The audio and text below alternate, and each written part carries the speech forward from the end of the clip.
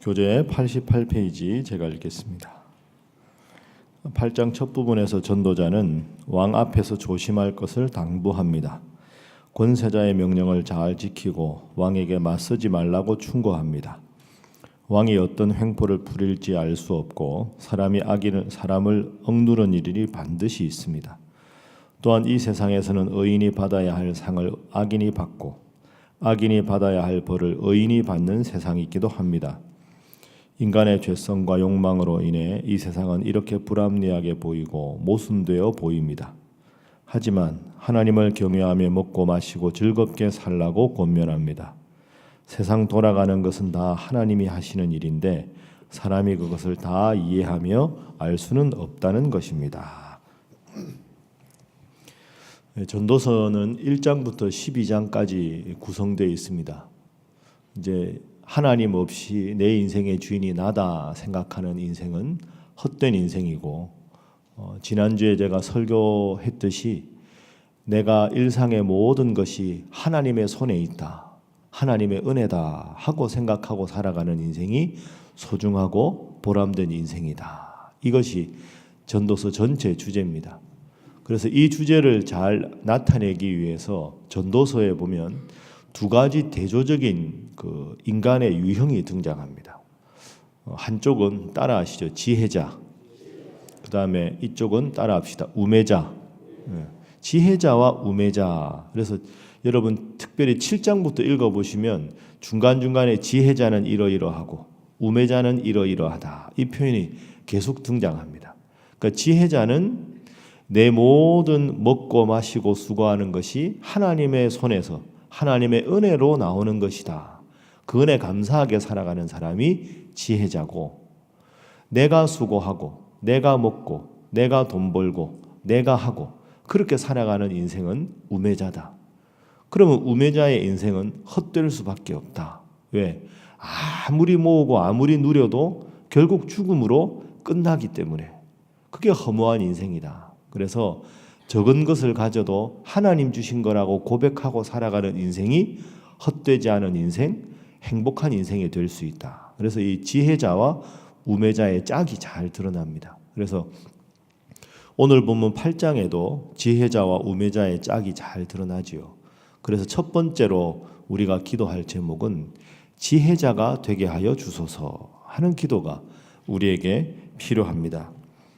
그래서 오늘 본문도 1절부터 지혜자에 대한 내용이 나오지요. 자, 우리 8장 1절 함께 한번 읽어보겠습니다. 시작. 누가 지혜자와 같으며 누가 사물의 이치를 아는 자이냐? 사람의 지혜는 그의 얼굴에 광채가 나게 하나니 그의 얼굴에 사나운 것이 변하느니라. 아멘. 사람의 지혜는 그의 얼굴에 광채가 나게 한다. 그러니까 항상 하나님 주신 지혜로 하나님 중심의 삶을 살아가는 사람은 항상 마음에 하나님이 계시니까 그 하나님 주시는 평안과 기쁨이 얼굴로도 겉모습으로도 드러난다. 그래서 하나님을 마음의 중심에 모시면 얼굴에 광채가 드러난다. 환한 얼굴을 갖게 된다. 이렇게 이야기를 합니다. 그러니까 오늘 이 표현은 우리가 좀 더 아주 그냥 세상적으로 표현하면 하나님 잘 믿으면 인상 좋은 사람이 된다. 이런 뜻이죠. 여러분 이게 뒤집어지면 안 됩니다. 인상이 좋은 사람이 하나님을 잘 믿는 사람이다.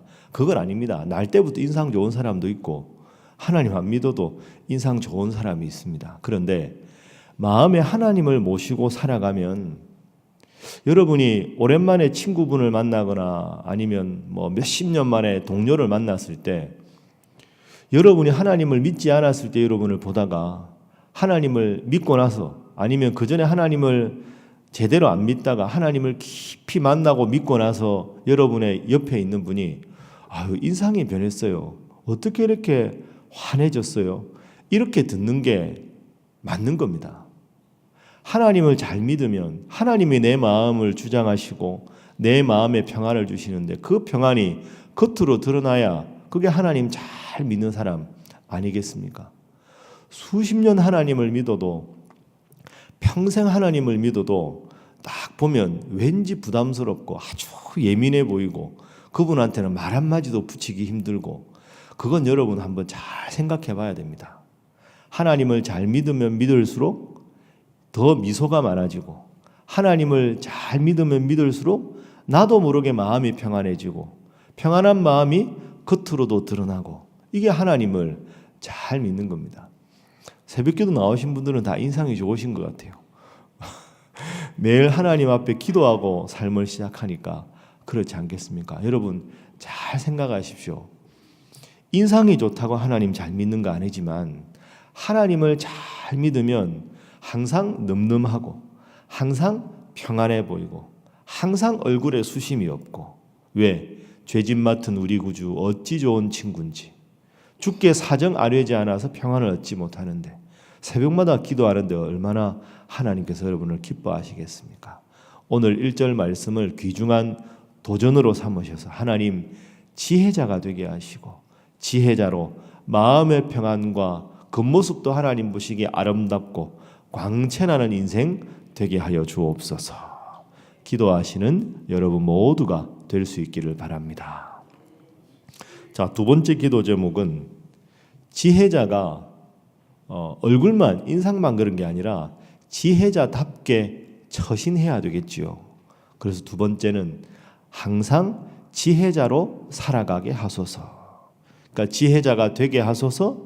지혜자가 일시적으로 한 번 된 게 아니라 항상 지혜자로 살아가게 하소서 하는 기도가 필요합니다. 자, 오늘 구체적인 예를 본문에서 이야기합니다. 2절 말씀부터 보면 솔로몬이 이렇게 권하지요. 내가 권하노라. 왕의 명령을 지키라. 이미 하나님을 가리켜 맹세하였음이니라. 왕 앞에서 물러가기를 급하게 하지 말며 악한 것을 일삼지 말라. 왕은 자기가 하고자 하는 것을 다 행함이니라. 왕의 말은 권능이 있나니 누가 그에게 이르기를 왕께서 무엇을 하시나이까 할 수 있으랴. 그러니까 구체적인 예는 하나님 주신 지혜를 가져라. 그리고 2절에 보면 왕의 명령을 지키라. 이건 뭐 솔로몬이 왕이라서 다들 백성들한테 왕 명령에 무조건 복종하라 이런 뜻이 아니고요. 당시의 왕은 생사 여탈권이 있습니다. 그죠? 그러니까 모든 걸 자기 마음대로 다 할 수 있는, 그러니까 나의 목숨도 나의 불행도 한 번에 결정할 수 있는 무소불위의 권력자가 왕이다. 그러니까 자, 3절 말씀에 보면 왕 앞에서 물러가기를 급하게 하지 말아라. 왕은 자기가 하고자 하는 것을 다 행함이니라. 4절 왕의 말은 권능이 있다. 여러분 이 말씀을 잘못 이해하면 왕이 아무리 잘못해도 아무 말 하지 말고 그냥 왕 옆에 있어라 그런 뜻이 아닙니다. 불의와 타협하라 이런 말씀이 아니고, 예를 한번 들어보겠습니다. 여러분 그런 분 있죠.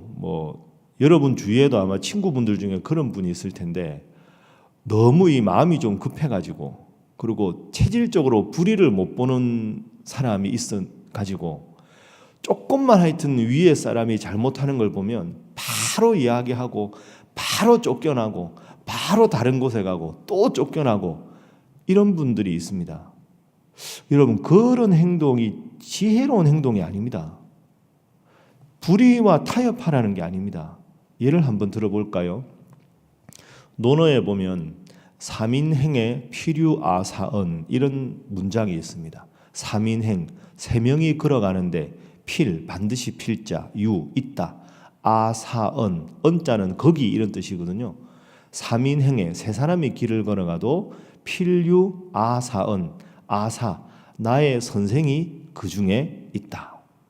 그런 여기서 왜 세 사람일까요?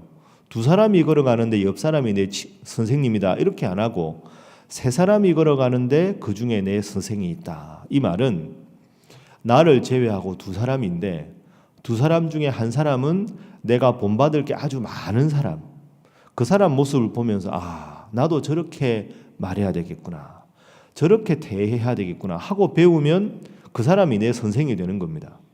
그럼 또 한 사람 남잖아요. 이 사람은 나보다 못한 사람입니다. 저분이 저렇게 말하니까 다른 사람들이 상처를 받는구나. 저분이 이런 상황에서 이렇게 성급하게 하니까 일을 그르치는구나. 나도 혹시 그렇게 말하는 적이 없는가? 나도 내 마음이 너무 급해서 성격이 너무 불같아서 일을 그르친 적은 없는가? 그러니까 다른 그 사람의 잘못을 보고 나의 행동을 돌이키면 그 잘못된 행동을 하는 사람도 나의 선생일 수 있다는 거죠. 자, 그러면 백성이나 왕의 신하의 입장에서 왕을 섬길 때 여러분 100% 완벽한 사람이 있겠습니까? 그러면 그 왕이 잘못하는 걸 보고 작은 잘못을 바로 지적하기보다는 그 왕이라 할지라도 훌륭한 점은 무엇인가? 그 왕의 모습을 통해 내가 배워야 할 것은 무엇인가? 그걸 배우면서 신뢰를 쌓는 겁니다. 그러다가 정말로 그 왕이 백성들 모두를 힘들게 할 만한 큰 일이 있을 때는 항상 왕에게 순종하던 신하였으니까 왕 앞에 나가서 왕이시여 이런 문제는 이렇게 하는 게 지혜로울 것 같습니다 하고 말하면 평상시에 신뢰를 얻었기 때문에 다른 사람의 말은 몰라도 내가 너의 말을 다시 한번 경청해야 되겠다 해가지고 그 잘못을 돌이키면 왕 한 사람이 바로 서서 모든 백성에게 좋은 혜택이 날 수가 있는 거죠. 그래서 여러분 잘 한번 생각해 보세요. 작은 것 하나하나에 내가 가진 소견을 너무 좁게 생각해서 내가 가진 틀이 딱 이런데 그 틀에 조금이라도 안 맞으면 항상 치받고 항상 누군가와 격돌하고 항상 갈등을 일으키는 것 지혜로운 게 아닙니다. 불의와 타협하라는 게 아니라 부족한 사람이지만 그분에게 배울 게 무엇인지 배우고 정말로 잘못됐을 때 잘못을 지적했을 때 내 말을 경청해서 시정할 수 있게 하는 행동이 더 지혜로운 행동이다. 그것이 오늘 본문에서 이야기하고 있는 거죠. 그래서 불의와 타협하는 것과 자신의 좁은 틀을 그대로 가지고 고집스럽게 살아가는 것은 서로 다른 것이다 생각하시고 어렵지만 항상 제가 주일날 말씀드린 대로 하나님 보시기에 내가 어떤가 내 관점에서 판단할 게 아니라 하나님이시라면 이 상황에서 내가 어떻게 말하기를 원하시고 어떻게 생각하기를 원하시고 어떻게 행동하기를 원하실까 항상 하나님 주신 지혜로 모든 일을 대하고 살아가셔서 항상 지혜롭게 생활하시고 처신하시는 여러분 모두가 될 수 있기를 바랍니다. 자, 마지막 세 번째는 악인의 잘됨에도 흔들리지 않게 하소서 하는 기도입니다. 지혜자의 반대가 악인 혹은 우매자지요. 악인이 잘 된다고 해서 내 마음이 흔들리지 않도록 하나님 저를 지켜주십시오. 이 기도입니다. 자, 이 전도서 말씀은 참 현실적입니다. 예를 한번 들어보죠. 자, 11절, 12절. 자, 8장 11절 함께 읽어봅니다. 시작. 악한 일에 관한 징벌이 속히 실행되지 아니하므로 인생들이 악을 행하는데 마음이 담대하도다. 그렇죠. 하나님 잘 믿는데도 고생하는 분들이 많고 하나님 안 믿고 저렇게 마음대로 죄짓고 살아가는데 왜 하나님은 저 사람을 그냥 두시나 이런 마음이 우리에게 들 때가 있습니다. 그게 11절 말씀입니다.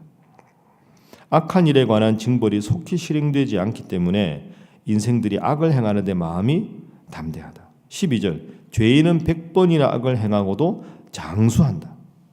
저렇게 죄를 많이 짓는데 왜 하나님 내버려 두시나. 이게 우리 현실적인 힘든 일입니다. 하나님 잘 믿는 나는 이렇게 힘든데 하나님 안 믿고 저렇게 죄 지어도 잘 살아가네. 사람이 참 하나님 너무너무 불공평하다. 이런 생각이 많이 들 때가 있습니다. 그러나 여러분 그럴 때마다 반드시 기억하십시오. 13절 말씀에 하나님 이렇게 말했지요. 악인은 잘되지 못하며 장수하지 못하고 그날이 그림자와 같으리니 이는 하나님을 경외하지 아니함이니라. 악인은 장수하지 못하고 그랬는데 아이고 보니까 악인이 장수하는 사람도 많던데요. 또 이렇게 생각할 수 있습니다. 그래서 하나님이 준비한 게 천국과 지옥입니다. 여러분 잘 생각하십시오. 지혜자로 살아가기 힘든 이유는 내 마음을 지키지 못해서가 아니라 하나님 중심으로 살아가지 않아도 잘 되는 사람 때문에 내가 흔들려서 못 살아가는 겁니다. 그럴 때마다 하나님은 공의의 하나님이다. 언젠가 하나님께서 나를 높여주시고 저들은 심판하실 것이다. 끝까지 심판하지 않으신다. 그것도 걱정할 게 없죠. 그래서 하나님이 천국과 지옥을 주시는 겁니다.